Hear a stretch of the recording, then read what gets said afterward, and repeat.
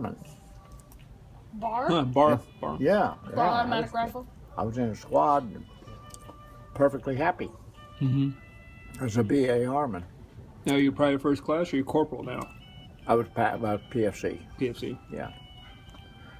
Got a PFC when I went overseas. Okay. They give you PFC. Is that better than private? Yeah. Mm-hmm. One grade, one up. Mm-hmm. Oh. Still. So you got a stripe. You stripe with cross rifles. Yeah. We didn't have the cross rifles. Just one stripe. Oh, just one stripe? Yeah, So, just one stripe. so if you didn't have a stripe, then you were just private then? A private didn't have any. You didn't have any? Okay, yeah. No, none. Man, it's taking so long, so I'm gonna have like a private little section for each veteran. It's gonna take like 50 days of school off. Yes. So how was the training? So like? they, all you had was a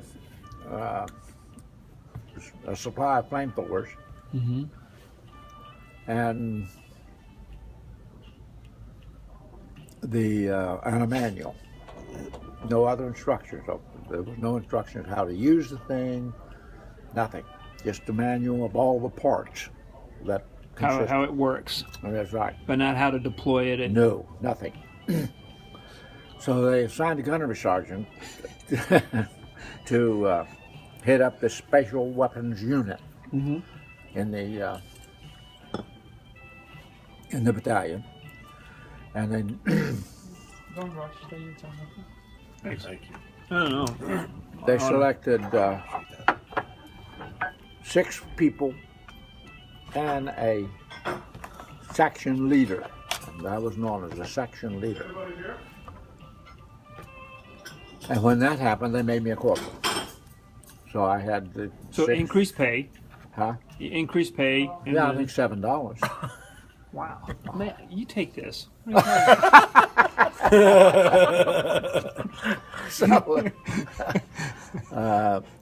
and they just picked people. They just said, you're going to be in the special weapons unit, and you're going to learn how to be a flamethrower operator and a demolition man. Mm-hmm. And so, the gunnery sergeant was in charge, and of course, then I was the section leader. So, we began experimenting with the flamethrower. The only thing they had in the way of fuel when we first got it was something like what we call napalm today, but at that time we didn't call it napalm. We called it a phosphorus gel because it had phosphorus in it. And it was real sticky.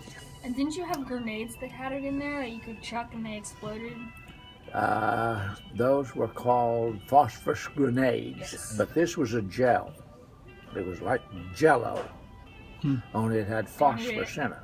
Okay. And if it landed on you, and that was the point of the stuff, once it landed on you, you couldn't brush it off. You couldn't get rid of it. If you tried to brush it off, You just all you spread did the was flame. spread it and make it worse and worse and worse. You didn't even stick it under water, and it'd still burn. It'd still burn you. Wow. And How'd you get rid of it? Is there any way? no, there was no way to get rid That's the of it. whole point. That's the whole point.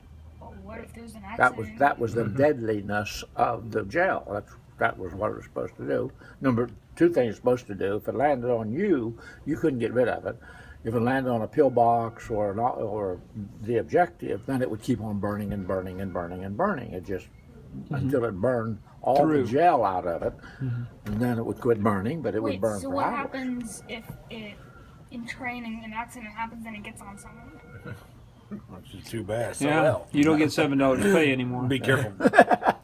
Should have been. Did that happen? Did you have many accidents? Well, Willie? we tried the gel, and imagine in your mind, if you will, you got a water hose at home, right? Oh yeah. Okay. Let's say that you stand next to the house, and out in the yard, 30 yards away, is a outbuilding of some kind where you keep your lawnmowers.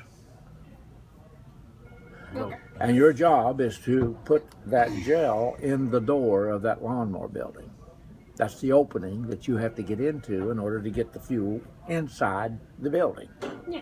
Okay? You got the water hose, but you've only got 4.5 gallons of fuel, of water. to do this. So you turn the water on, you have 4.5 gallons.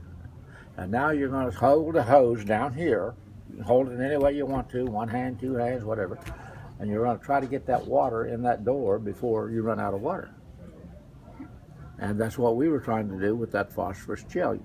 There was no way of aiming the thing because you had a trigger back here that released the air pressure to shoot it out. You had the other trigger up front on the flamethrower that lit the gel as it left the gun. So you couldn't aim it. Oh, so you had two triggers. Yeah, had 2 triggers. Yeah. Wow. Because so that's actually that's called distance. If you flame it at the beginning, if you hit a target, then it's not going to go as far. So you hit the target first, and then you flame behind it, right? Or what's the rationale? We didn't do that. That'll get you killed. Oh, what? Because the fuel isn't going to hurt that guy out there. Okay. But the flame will. So why did the trigger do both simultaneously? Well, on the front of the gun had a metal shield on the front of the gun that was focused down so that it wouldn't spread out as it came out. It would come out in a Yeah, I've seen controlled system. And the phosphorus gel, as I said, would come out in one stream. You've seen tanks shoot the stuff? Okay, tanks had the same problem we did. How does the tank get that one stream on that one pillbox? Yeah. He's got to maneuver the tank in order to handle, because see, his gun was fastened to the tank. Here, one So second. he didn't, the guy sitting in the tank